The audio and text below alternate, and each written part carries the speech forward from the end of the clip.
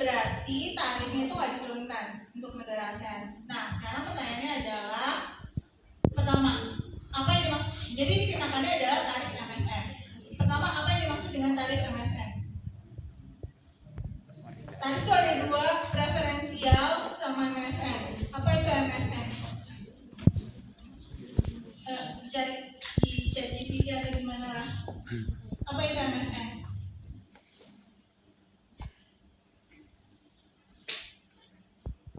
MFN itu adalah tarif yang kita komitmenkan ke WTO yang menjadi yang harus berlaku untuk semua negara mitra dagang kita. Oke, jadi itu yang disebut dengan MFN. Oke. Nah, kemudian yang kedua, menurut pendapat Anda mengapa pemerintah Indonesia tidak mengikut sertakan senjata dan minuman beralkohol ke perjanjian perdagangan ASEAN? Apa? Banyak kontranya. Ya, kontranya apa misal? Kalau mungkin dari diri sendiri kan kita melihat dari agama yang paling awal misalnya gimana penggunaan senjata dan apa memang itu banyak memberikan negatif terhadap masyarakat sendiri. Kalau agama karena norma agama sendiri yang betul. Oke, jadi jawabannya adalah karena norma atau values dari negara tersebut. Jadi kita boleh untuk tidak menurunkan tarif pada produk-produk yang terkait dengan norma dan values satu negara, misalkan kebenaran mayoritas muslim, jadi dikenakan pajak tinggi untuk minuman beralkohol, kemudian untuk senjata itu bisa menghasilkan eksternalitas negatif, misalkan banyak kriminalitas dengan menggunakan senjata, misalkan gitu. Oke, jadi A dan B kurang lebih seperti itu keywordnya. Kemudian yang ketiga, bagaimana dampak pemberlakuan tarif impor? Baru teman-teman melihat ini. Yang perlu diperhatikan adalah teman-teman mulai dari ini harus ada satu garis lagi. Itu adalah supply foreign dan ini adalah supply foreign plus taxes, dan ingat dia selalu di bawah harga keseimbangan. Kenapa kayak gitu? Kenapa nggak di atas? Karena kayak ngapain kita mengimpor sesuatu yang lebih mahal? Gak mungkin kita melakukan impor untuk barang yang harganya jauh lebih mahal dari domestik gitu ya. Jadi selalu di bawah. Oke, poinnya adalah nanti ada jawabannya, ntar silakan foto aja. Kalau peningkatan tarif akan menurunkan impor, tadinya impor sekian jadi sekian, kemudian akan meningkatkan produksi, mengurangi konsumsi, surplus konsumennya akan seperti apa kalau ada tarif? Turun. Surplus produsen akan naik karena tujuannya untuk melindungi produsen. Kemudian apakah ada dead weight loss? Ada sejumlah, kalau ada garisnya, ini sejumlah segitiga yang ini dua. Oke, nah kemudian ini adalah area untuk pendapatan pemerintah. Oke. Nomor satu ada yang bertanyakan enggak? Enggak ada? Sekarang kita masuk ke nomor 2. Oke, jadi kesepakatan perdagangan itu bukan cuma masalah barang, tapi juga masalah faktor produksi termasuk juga jasa atau pergerakan tenaga kerja. Nah, di ASEAN Economic Community yang mengimplementasikan common market secara terbatas pada jasa profesional seperti engineering bla bla bla, accounting bla bla bla. Yang pertama, jelaskan motif arus pergerakan tenaga kerja internasional. Banyak, itu ada di slide, silakan cari. Nah, yang penting adalah yang kedua, dampak mobilisasi tenaga kerja. Kalau tenaga kerja itu kan faktor produksi, betul? Jadi teman-teman gunakan grafik yang ini. Pernah lihat? Grafik apa? Oke. Nah, ini grafiknya identik untuk baik labor maupun kapital, ya kan? Jadi teman-teman harus paham. Dan ini adalah grafik yang menggambarkan kondisi dua negara, ada negara satu dan negara dua. Let's say ini anggap ini tenaga kerja. Sumbu X menggambarkan apa?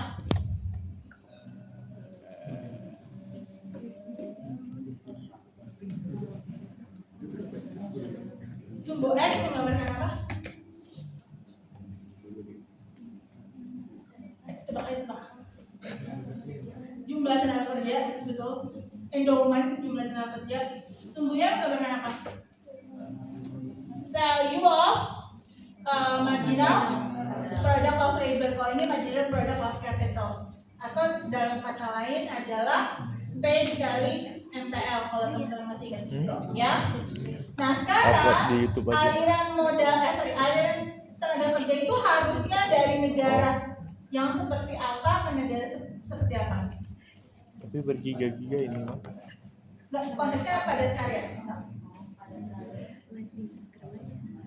Dari negara satu ke negara dua atau dari negara dua ke negara satu?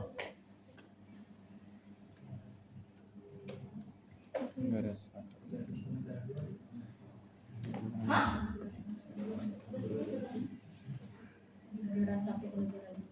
Coba kalau kita mau kerja di luar negeri, apa yang kita perhatikan? Gaji. Wage-nya dong, wage yang tinggi di luar negeri. Jadi ngapain kerja di Indonesia, mending kerja di Singapura misalnya. Terus apa lagi? Di sana excess demand, butuh tenaga kerja. Dan di sini kita luber-luber tenaga kerja. Jadi aliran tenaga kerja itu selalu adalah dari yang harganya murah, dan jumlahnya banyak, ke yang wage-nya tinggi dan jumlahnya dikit tenaga kerja situ. Jadi kalau di konteks ini adalah aliran tenaga kerja dari negara satu ke negara dua. Oke? Nah, negara satu initial condition-nya adalah tadinya apa? Wage yang sini dicek. Kemudian jumlah tenaga kerjanya OA. Oke? Negara dua OA, O aksen A, terus udah gitu wage-nya tinggi banget dilihat. Oke? Nah, kemudian terjadi transfer tenaga kerja atau migrasi atau mobilitas tenaga kerja. Tenaga kerja di negara satu dia pindah ke negara dua, ya. Hasil akhirnya keseimbangannya akan ada di titik B. Titik B apa yang terjadi? Upah di negara satu akan naik karena semakin sedikit orang, karena orangnya keluar. Tenaga kerjanya domestik makin dikit, sekarang OB aja. Oke? Kemudian negara dua upahnya akan turun karena banyak imigrasi dari luar, upahnya cenderung turun dan ada kondisi keseimbangan. Dua segitiga ini adalah tambahan benefit atau surplus yang terjadi dalam perekonomian akibat mobilitas atau produksi. Oke? Sorry ya, aku agak ngebut biar setengah kelar. Ada yang mau tanyakan nggak? Enggak? Aman? Cukup? Oke. Nah, ini contoh-contoh grading nih, grafik oke sama penjelasan 8. Upah nulis salah semua kosong 4. Caranya harus ada grafik, pokoknya apa? Kalau bisa masukin grafik. Oke? Nah, pertanyaan ketiga. Salah semua kok 4 ya? Menurut Anda, bagaimana seharusnya upah Indonesia dalam konteks untuk meningkatkan daya saing tenaga kerja profesional dalam ASEAN? Harus ngapain kalau kita biar bisa keluar kerja? Skill. Singapura misalnya. Skill. Iya, ada lisensi, ada pelatihan. Yes, harus meningkatkan kualitas, peningkatan SDM dari sisi kualifikasi akademik, kemudian pengalaman kerja, training, bla bla bla, bahasa Inggris, bla bla bla, dan yang paling penting adalah sertifikasi tenaga kerja. Ya, itu kata kunci yang harus ada. Oke, terus selain ini tahun kemarin nggak ada pertanyaan mengenai integrasi ekonomi, tapi tahun ini insya Allah ada. Jadi tahun dipelajari trade diversion dan trade creation.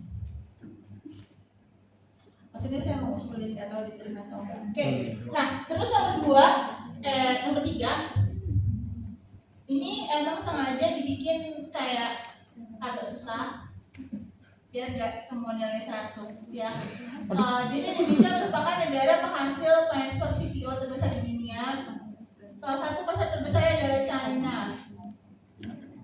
Kemudian China menerapkan tarif impor, asumsi China merupakan small open economy. Pertanyaannya ini sama persis kayak nomor 1. Jadi Udah langsung bisa dijawab oleh teman-teman ya. Oke, nah karena soalnya susah, jadi nilainya bobotnya kecil untuk yang nomor 1. Oke, nah terkait dengan pertanyaan di atas, bagaimana pengaruhnya bagi petani kelapa sawit di Indonesia kalau misalnya China itu adalah apa sih ini? Pengaruhnya terhadap harga, jumlah, dan pendapatan tanah. Gimana juga? Kayaknya salah. Juga bingung. Apalagi kita. Apalagi kita. Oppo itu. Oppo tuh li. Oke, lanjut. Lanjut. Jawab 04. Mulai tahun 2018 dan sekarang ini mungkin akan dikeluarin lagi ya. Teman-teman tahu kan pemimpin Presiden Amerika sekarang Trump. Iya. Dia akan katanya melanjutkan kebijakan trade war. Oke. Mungkin akan terjadi juga. Nah, jika diasumsikan kurva tawar menawar negara Amerika dan China bla bla bla, kemudian mengenakan tarif terhadap komoditas tidak ada perang dagang, bagaimana dampaknya? Nah, ini adalah kondisi retaliasi. Oke. Nah, kondisi awal yang mana teman-teman? Ini namanya kurva apa? Kurva jagung. Hah? Kurva apa? Enggak, Pak.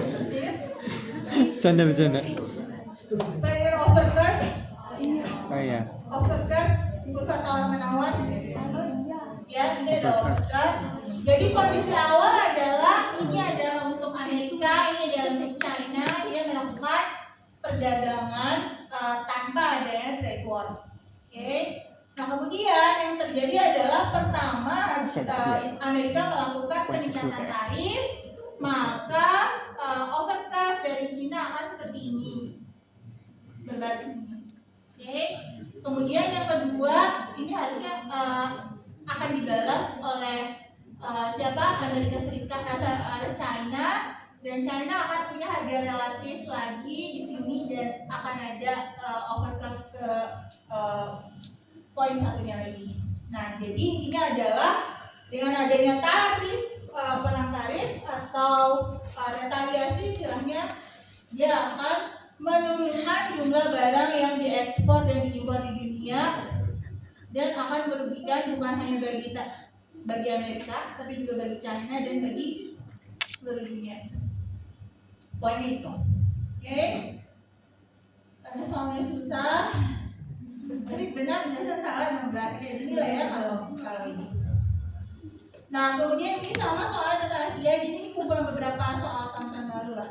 Kalau AI ini mobilitas produksi juga sama aja, prinsipnya sama.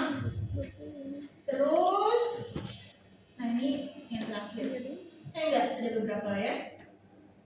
Oke, saya pengen teman-teman untuk kayak discuss. Jadi tolong cari apa itu arti neraca komoditas yang ada di Omnibus Law. Neraca komoditas itu simply kayak Indonesia sekarang punya perencanaan akan mengekspor berapa dan akan mengimpor berapa. Oke, terus pertanyaannya adalah apakah penerapan neraca komoditas merupakan salah satu bentuk kebijakan yang menghambat perdagangan internasional? Karena dia bukan berupa tarif tapi berupa regulasi. Terserah teman-teman, bisa iya, bisa enggak.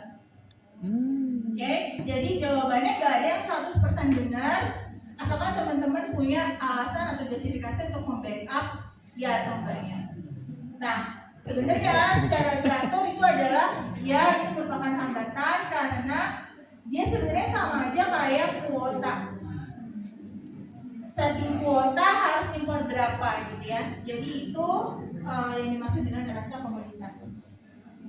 Oke, ini manfaat dan biayanya, jadi tergantung teman-teman, silakan dicatat, dilihat. Oke, beberapa hal yang mungkin akan diusulkan adalah misalnya isu baru. Yang pertama adalah pelajari tentang perdagangan jasa. Udah dijelasin kan ya perdagangan jasa? Silakan dipelajari, mungkin akan ada soal-soal terkait itu. Oke. Yang kedua terkait dengan penerapan regulasi halal. Oh, Menurut teman-teman itu bagus apa enggak? bagus. Bagus kenapa? Enggak kenapa? Orang Oke, jadi nggak akan ada 100% full point kalau jawab iya tapi enggak, tapi dilihat argumennya. Jadi untuk puas di argumen terus. Nomor 3 adalah tentang lingkungan. Standar lingkungan menurut teman-teman pro apa cons? Pros. Misal EUDR karena harus lebih peduli terhadap deforestasi. Pro atau cons? Apa tuh? Nah, itu yang harus dielaborasi. Oke, kita pro penyampaian SDGs tapi Oh. A, B, C, D. Nah, kalau teman-teman bisa melakukan hal itu udah formal. Oke, jadi intinya kemungkinan bisa ada BS, PD mungkin ada, tapi komponennya biasanya akan lebih banyak. Oke, nah, titip,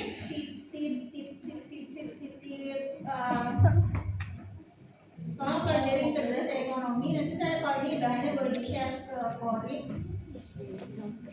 Nanti baru prediksi ya tadi, saya musuh-musuhin aja siapa tahu. Oke, jangan lupa trade relation dan trade diversion teman-teman harus tahu. Oke. Ya, 1, 2, 3. Close the door.